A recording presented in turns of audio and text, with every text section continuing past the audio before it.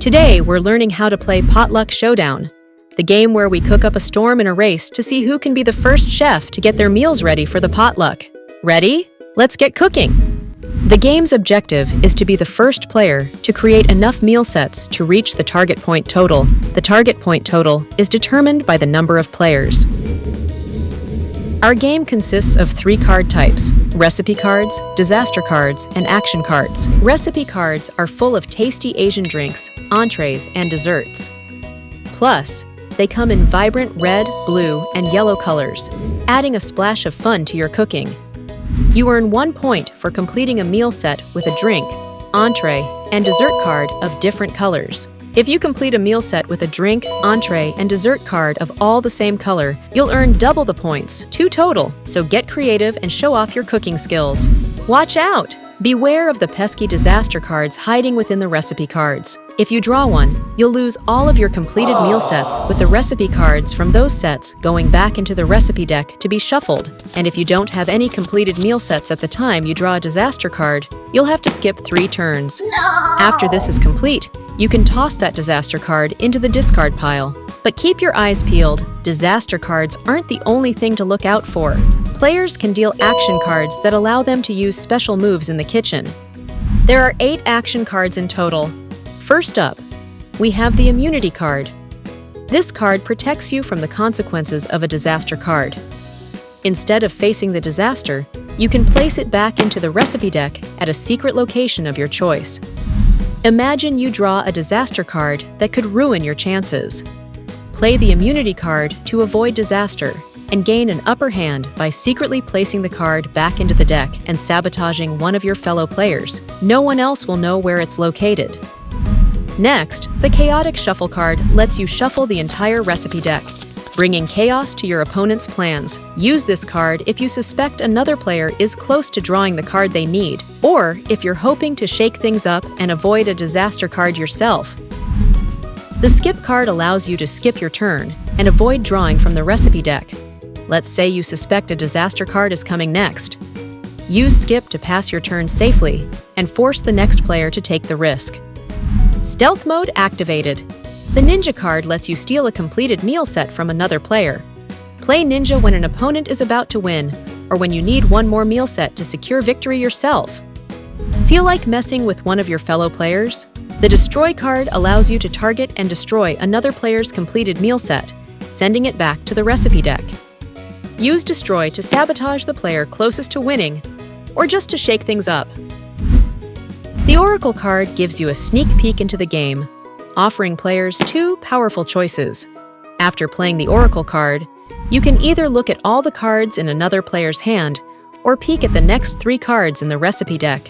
If you suspect disaster is around the corner, use oracle to confirm and give yourself time to take defensive action, or use it to look at an opponent's hand to strategize your next move. The reflect card turns your opponent's strategy against them by reflecting their action card back to them. Any action card played against you is redirected to the player who used it. For example, your opponent tries to steal your meal set with ninja. Play reflect, and now you get to steal their meal set instead. But that's not all. It can also be used in a back-and-forth battle to cancel out other reflect cards.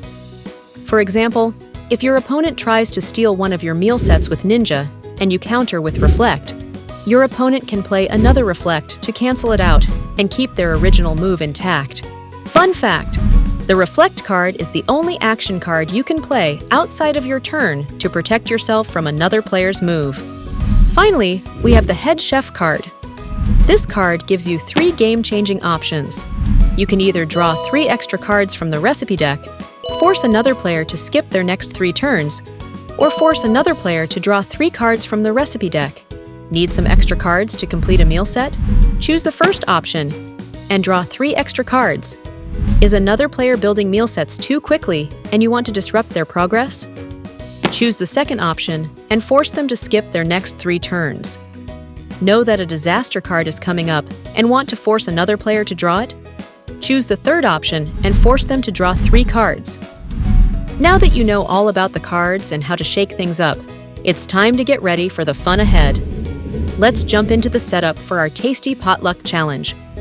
Start the setup by splitting the cards into 2 face-down decks.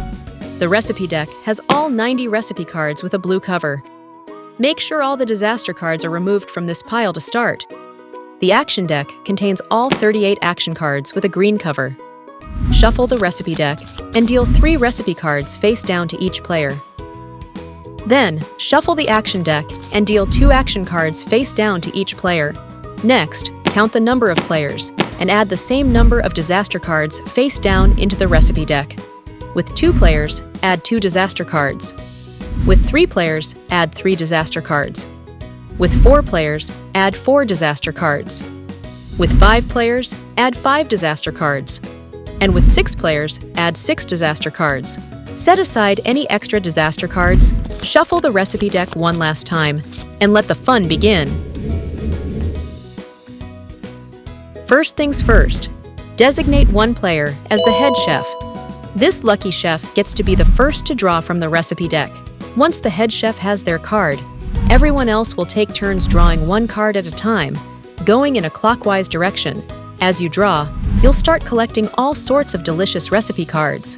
When it's your turn, decide if you want to play a completed meal set, 1 or more action cards, or nothing at all. To play a completed meal set, place the corresponding recipe cards face up so everyone can see.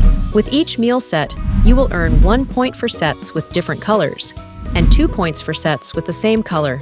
After playing a completed meal set, draw 2 action cards from the action deck. Remember, action cards are one of the most important keys to victory, so it's to your advantage to play completed meal sets early in the game to accumulate as many action cards as possible. If the action card pile runs out of cards, players will no longer be able to draw action cards after playing a completed meal set.